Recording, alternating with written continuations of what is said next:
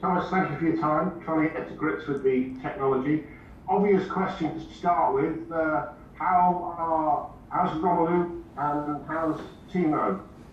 And to make the question a longer question, how is Christian Pulisic?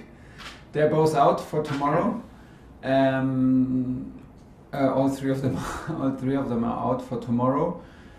Yeah, no big news for Romelu and Timo. The thing I can say, they're out for tomorrow. They will be out for the Southampton game, and from there we see what's next. I don't think that it makes any sense that we go into speculations about how long this is going to be. Listen, if we would have done this with Christian Pulisic, it would have been, you would think maybe I'm a liar and I'm constantly lying and hiding something. But the fact is, you never know. Things can be shorter than expected and longer than expected. So the one thing I can tell you for sure, they're both in treatment and both are feeling positive, are not too worried, and are out for the next 2 games for sure, and then we see. Because the prognosis that's been mentioned, not by you, but it's been 2 to 3 weeks for Romelu.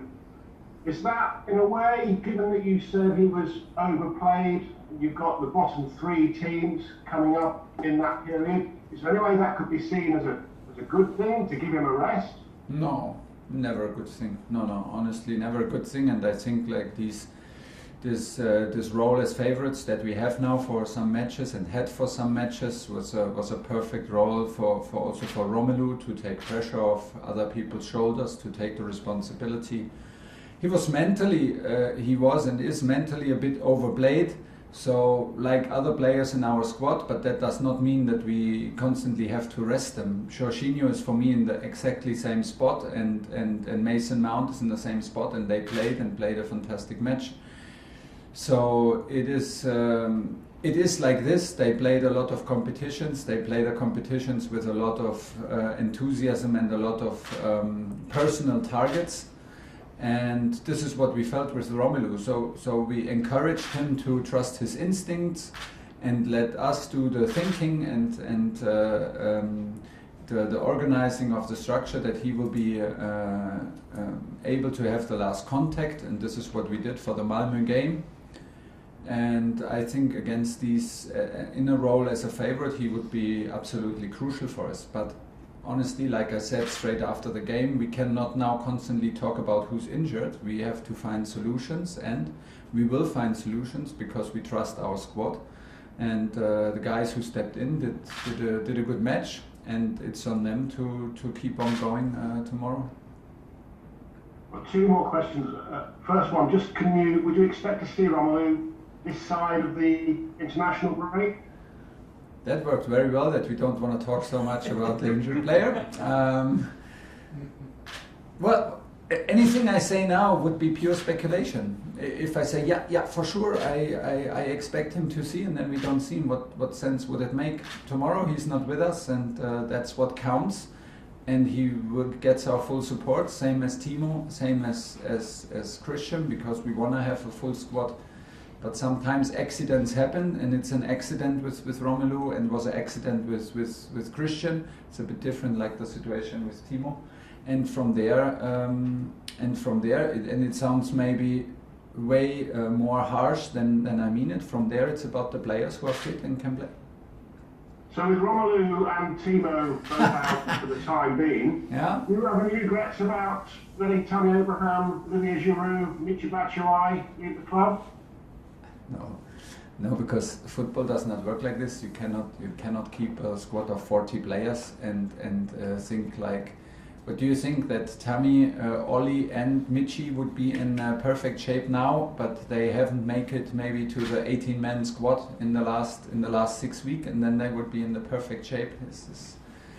Of course, in theory, will be like this, of course, but in real life, you have to focus on 19, 20, 21 players. This is what we do. And like I said, nobody wants this to happen, and it's a lot of bad luck that now we have 2 injured players in the same position. So we have to find solutions, and we will find solutions, and we are focused on that. There's absolutely no worry about the decisions we did in summer. Declan McCarthy. Hi Thomas, good afternoon. Hi. Obviously with Lukaku out, we are expecting a bit of a false nine tomorrow.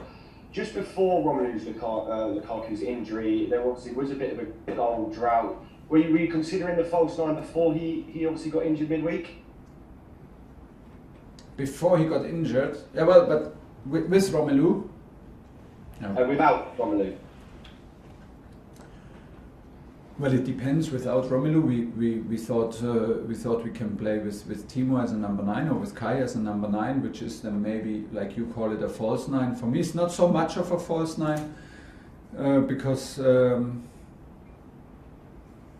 Kai is also very, very strong in the last line and behind the last line and in arriving in the box. For me, is a big strength of him. And when he plays the number 9, we want this from him, and he did against Malmö.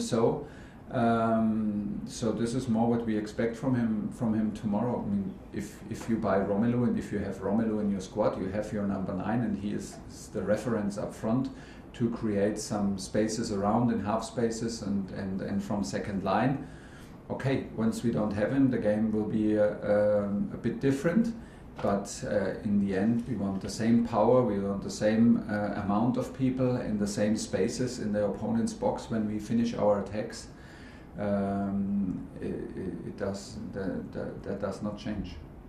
And just finally from me, Thomas, on Kai, you mentioned him there. Probably not had as many minutes as he would have liked this season. Can you just tell us what he's been like, behind the dressing room, in the dressing room, and towards yourself?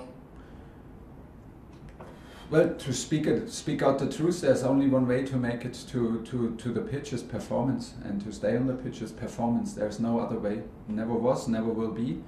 And Kai was not on his personal highest level. Other people were closer to their highest level. We were winning, so was now necessary that he waited for some matches, because we felt that other guys are in a bit of a better shape. So he did what he needed to do, and worked hard and showed some resilience and some compassion and not motivation. He's always motivated, but like determination. That's the word, determination, to score and be more decisive in training. And then he got some minutes against Brentford, and now it was necessary that he played 70 something minutes, and he scored, and he was dangerous, and here we go. There is so much talent, there's so much potential, he needs to show it. It's as easy as that. And you get the minutes you deserved, and there's only one thing to make it to the team is performance. Alex Joey. Hi Thomas, how are you? Hi, I'm fine, thanks. You know Daniel Farke well from your time at Borussia Dortmund when you were working there together. Yeah. Now up against him for the first time. How highly do you rate him as a manager? I like him a lot, first of all, as a person, because he's a very nice and very humble person. He was coach of the second team when we were at Dortmund, and from there I met him, and he was like very nice to talk about him and watch training sessions from each other and have a close exchange, because we talked about players and used sometimes players in national breaks from him. So he's a very, very good manager in terms also of people's management. I would have liked to be a player under him, honestly, because I can imagine that he gives you a lot of confidence and a lot of trust. Listen, I'm super happy that he made it on highest level. He made it now twice in Premier League with the same club, which shows you that they trust him and they're not only judged by pure results, which is a very good thing, and it speaks for himself. And I hope that we can have the better end tomorrow. We will do everything to win against him, but he's doing a fantastic job, and hopefully he knows. He has recently said that they're not there to develop players from other clubs. Given that Billy Gilmour isn't getting many minutes there, would you like to see him back at Chelsea in January? Well, I would love to In general, I love Billy, and I always loved him. Was a big factor, even maybe not in the full spotlight in the last season when we came in the last half a year. He decided to go to have bigger chance to catch some minutes, and we thought like, yeah, it is important.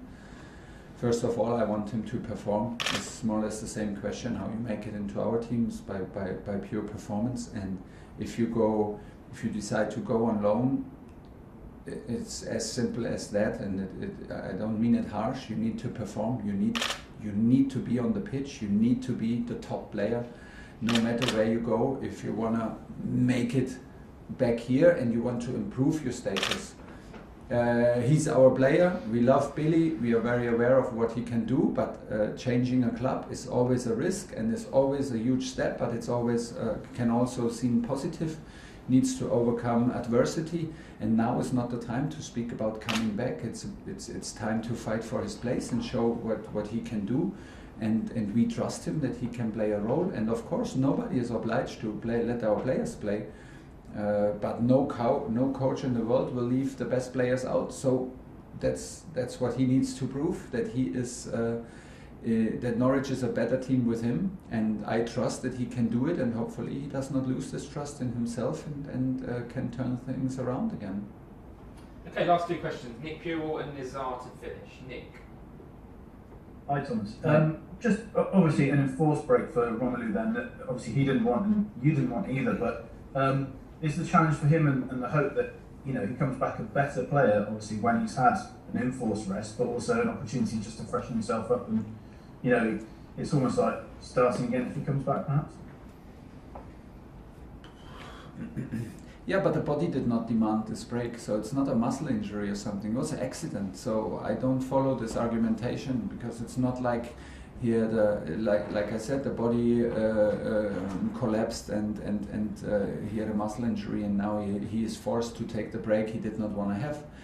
It is just some percentage. You please don't underestimate the effort these players go through. They go to national team, they have preparations with the national team, then they go to the Euros. He has high expectations, then he has a disappointment, then he has a quick break, then he has a change of the club, then is the next national break, then is suddenly Nations League, then there's he has the pressure on our shoulder, then he wants to be the top dog at Chelsea, and we want him to be the top dog at Chelsea. Okay, there's a lot of things going on. At some point you get tired.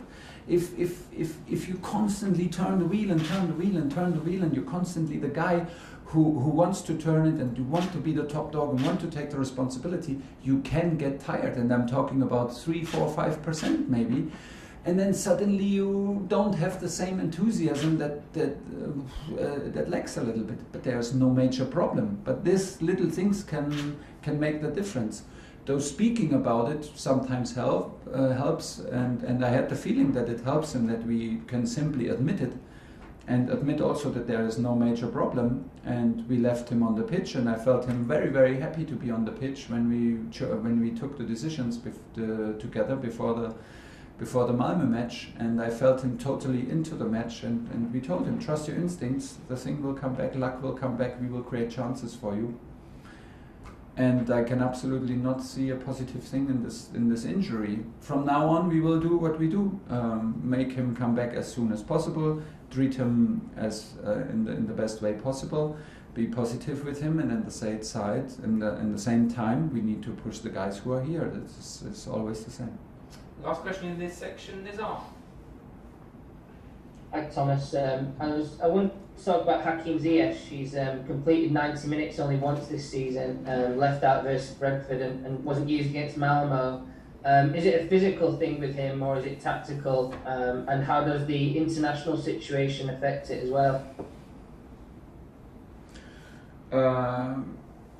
Well, first of all, it's maybe the same line again. He fought his way into the team. He was in the team in the beginning of the season because of performance, because it was so obvious after the pre-season and the matches in pre-season that he has to be on the pitch. So to start from there, he was on the pitch, and then he had the injury, scored and had the injury in the Super Cup game. And from there, I felt that it cost him a lot, because maybe even until today, I don't feel him 100% free with his shoulders. And surely when we played him and we made him play over 90 minutes, or 90 minutes, okay, but we started him several times after that. I started him in Champions League, in Premier League. I felt that even if it's maybe no pain, even if it's maybe unconscious, subconscious, there is something which limits him in his movements and in his freedom to move, to turn, and to accelerate and decelerate. And yeah, I think we need time, we need patience. He needs time and patience to fight his way back into the team. That's the way it is. We're looking for a spot. While he was out, like, okay, some other guys performed, even like guys who came on from the pitch performed straight, and yeah. He's one of our players, and we will never lose trust, and we will never lose the patience with him, and he will stay an important player, I'm sure.